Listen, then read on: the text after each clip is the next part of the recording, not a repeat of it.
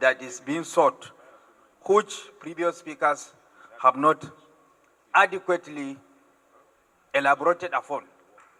Mr. Speaker, honourable members, tourism all along in this country has been public sector driven.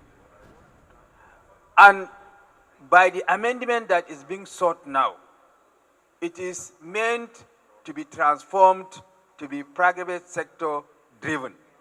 And all of us here know that government is not a good manager of business.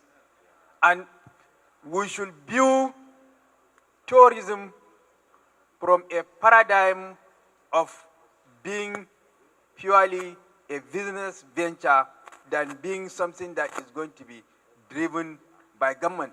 And the achievement that is so far recorded in the agricultural sector is because there is now a paradigm shift of looking at agriculture from a developmental program to being a purely business venture where people can venture into and then earn a means of livelihood. And that is why we have recorded the success that we have recorded under the present administration in agriculture to the extent of reducing our import bill by about 80% and then creating mass unemployment to our teeming unemployed youth that are desirous of embracing agriculture as a means of livelihood.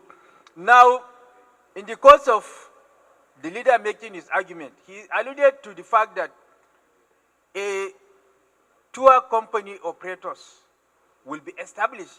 That means it is a source of creating employment rather than having it being purely driven by an agency of government or a department in the tourism development company, corporation.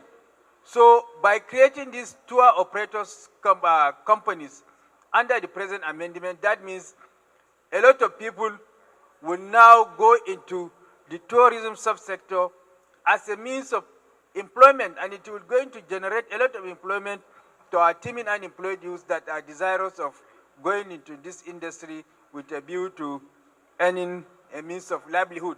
For example, countries like Egypt, like Kenya, and a host of other countries, as rightly alluded to by the Deputy Chief Whip, don't have any other means of source of income other than tourism.